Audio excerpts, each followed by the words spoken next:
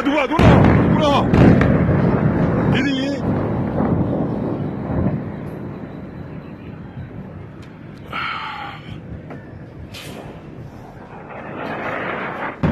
Muat.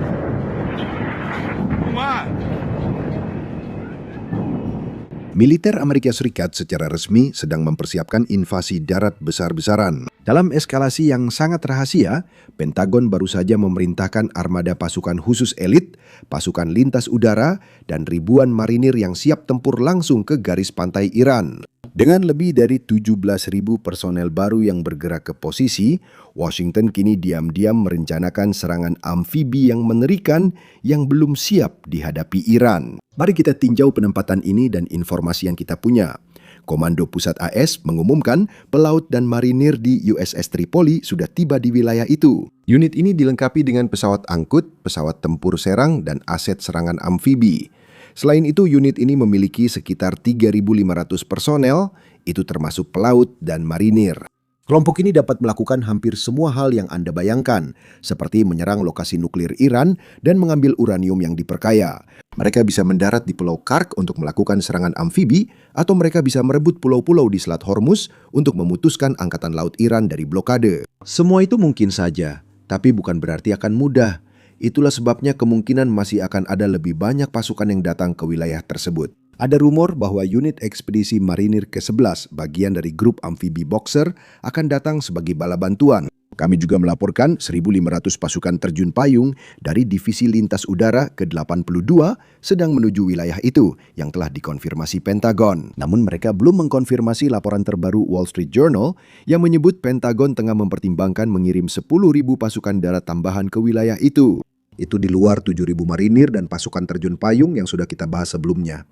Artinya, total pasukan baru yang akan dikirim ke wilayah tersebut sekitar 17.000 orang.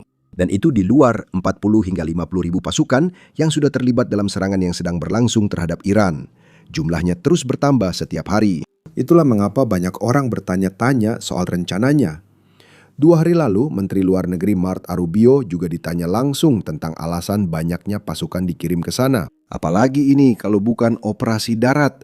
Nah, dengarkan jawabannya. Pasukan yang dikirim ke Timur Tengah.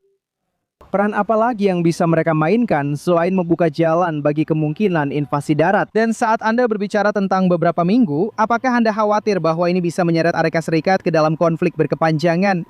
Yang dulu dijanjikan Presiden Trump untuk dihindari saat menjabat. Ini tidak akan menjadi konflik yang berkepanjangan. Tom, tujuan-tujuan yang sudah saya jelaskan kepada Anda, sekali lagi, saya ulangi karena saya melihat laporan-laporan ini. Sepertinya orang lain belum jelas tentang apa saja tujuannya. Kami sudah, mungkin sejak malam pertama, menyampaikan apa tujuan misi ini. Kami akan menghancurkan pabrik-pabrik mereka yang membuat misil, roket, dan drone.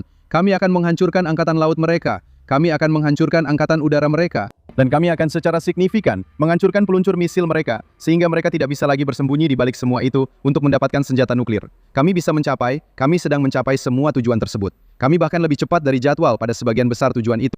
Dan kami bisa mencapainya tanpa pasukan darat, tanpa satupun. Sekarang, mengenai alasan adanya penempatan pasukan. Yang pertama, Presiden harus bersiap untuk berbagai kemungkinan yang tidak akan saya bahas sekarang. Sekali lagi, saya sarankan Anda bertanya ke Departemen Perang yang mungkin akan memberi jawaban yang persis sama. Tapi kita bisa mencapai semua tujuan kita dengan pasukan darat kita. Namun kita selalu akan siap memberikan Presiden pilihan maksimal dan kesempatan maksimal untuk menyesuaikan diri dengan berbagai kemungkinan jika itu muncul. Dia tidak menyangkalnya dan itu patut dicatat. Petunjuk lain datang dari Presiden Trump sendiri. Kemarin dia memposting pernyataan yang mengajak semua orang menonton program tertentu di Fox News. Anda mungkin mengira dia mempromosikannya karena akan tampil di acara berita itu untuk wawancara. Namun sebenarnya tidak demikian. Acara itu sebenarnya sedang menjelaskan mengapa pasukan darat Amerika Serikat mungkin dibutuhkan. Bukan untuk invasi penuh, tetapi untuk operasi yang terarah. Silakan dengarkan cuplikannya sendiri. Sebelum kami tunjukkan, jangan lupa tekan tombol suka dan berlangganan di bawah. Itu sangat membantu kanal ini di mata algoritma. Sekarang, inilah segmennya. Pasukan di darat. Dia bilang tidak ada pasukan di darat. Saya juga tidak ingat itu ada di pidato kampanye manapun. Mengapa kita perlu pasukan darat? Ya, ada banyak alasannya. Dan kita tidak akan membutuhkan 300.000 orang. Ini juga tentang uranium ini. Kita harus mendapatkan uranium itu. Jika itu tidak bisa dihancurkan, jika itu tidak bisa diubah, kita harus mendapatkannya. Untuk alasan yang baru saja saya katakan, kamu bisa membuat bom kotor. Dan seiring waktu kamu masih bisa membuat rudal canggih, jadi kamu harus mendapatkan uranium itu. Itu sebabnya saya membaca di koran. Kita membicarakan divisi lintas udara ke-82 pasukan khusus ini dan berbagai cabang militer. Dia tidak berbicara tentang mengirim tentara reguler dan infanteri dalam jumlah ratusan ribu. Orang-orang dan unit yang dia maksud memang terlatih khusus. Kau tahu apa lagi? Saya ingat saat di pemerintahan Reagan. Banyak dari mereka dilatih untuk momen seperti ini. Untuk mencoba dan mengamankan uranium yang diperkaya. Banyak yang telah dilatih untuk momen-momen seperti ini. Banyak orang kini menganggap ini sebagai sinyal. Presiden Estrano meyakinkan publik Amerika soal apa yang akan terjadi. Saya bukan ahli militer, tapi saat menonton segmen itu, saya malah semakin ragu ASEC akan mengejar uranium tersebut. Inilah alasannya. Hanya ada satu target di mana pasukan darat harus masuk, dan itu adalah fasilitas nuklir Esfahan. Dan tebak apa? Bukan hanya kita yang menonton segmen itu setelah dipromosikan Presiden Trump. Saya yakin orang Iran juga menontonnya. Dan tentu saja, bukan berarti orang-orang Iran tidak tahu bahwa pasukan Amerika Serikat sedang mempertimbangkan untuk mengambil uranium itu. Saya yakin mereka sudah tahu itu. Dan saya yakin para komandan ICS tahu bahwa Iran juga tahu itu. Tapi sekarang, saya menduga Iran sedikit lebih yakin bahwa kemungkinan besar akan ada sesuatu yang menuju fasilitas nuklir itu. Itu membuatnya jadi tempat yang sangat mudah untuk dipasangi jebakan yang bisa dipicu dari jarak jauh saat pasukan Amerika Serikat tiba.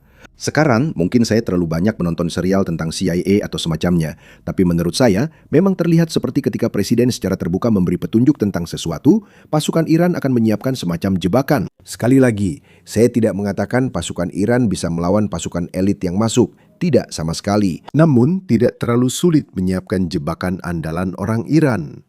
Bukan untuk menang, tapi hanya menimbulkan banyak korban. Saya yakin para komandan Amerika Serikat juga tahu hal ini.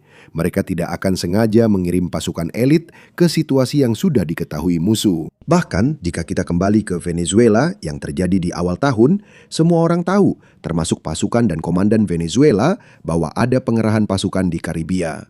Jadi sesuatu memang akan terjadi. Namun tak ada yang benar-benar tahu operasi itu akan benar-benar membawa keluar diktator Venezuela. Kamu tahu, itu tetap saja sebuah kejutan, dan saya yakin itu sangat membantu pasukan Amerika Serikat saat menjalankan operasi tersebut. Jadi, saya tidak mengatakan bahwa invasi darat tidak akan terjadi. Yang saya maksud adalah, kemungkinan besar itu tidak akan terjadi di Esfahan, karena orang-orang Iran pasti sudah siap. Dan ISISat masih punya opsi lain. Mereka bisa saja menyerang Pulau Kark yang digunakan Iran untuk mengekspor 90% minyaknya. Atau mereka bisa menyerang Pulau Larak di Selat. Atau mungkin beberapa titik lain di Selat yang bahkan belum terpikirkan oleh siapapun.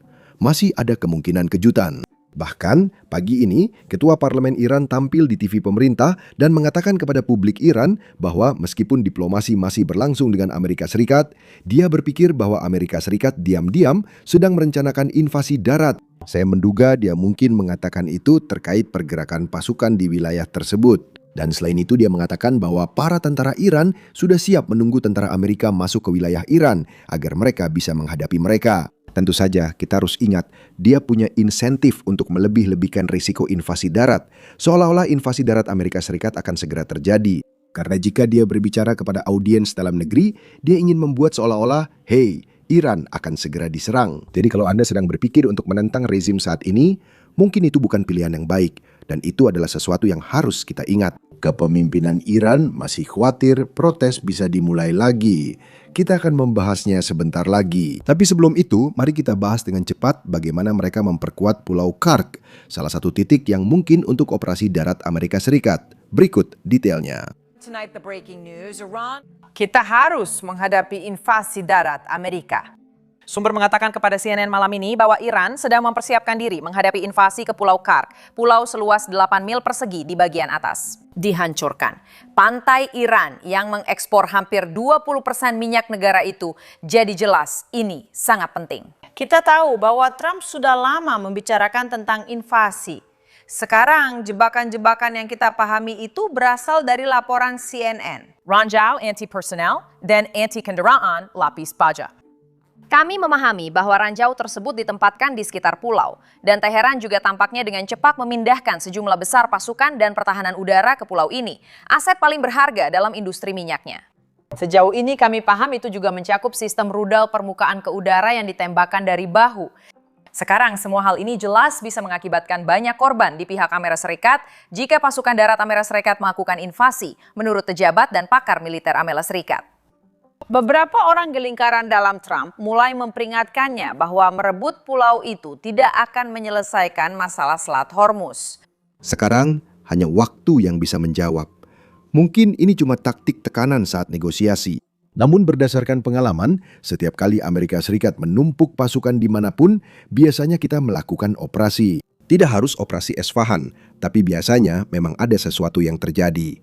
Sekarang mari kita bicara tentang apa yang dikhawatirkan orang Iran, lebih khusus lagi para pemimpin Iran. Itu adalah protes seperti yang terjadi pada Januari. Faktanya, para pemimpin baru saja meluncurkan kampanye yang disebut Janafa, yang berarti mengorbankan nyawa untuk merekrut relawan.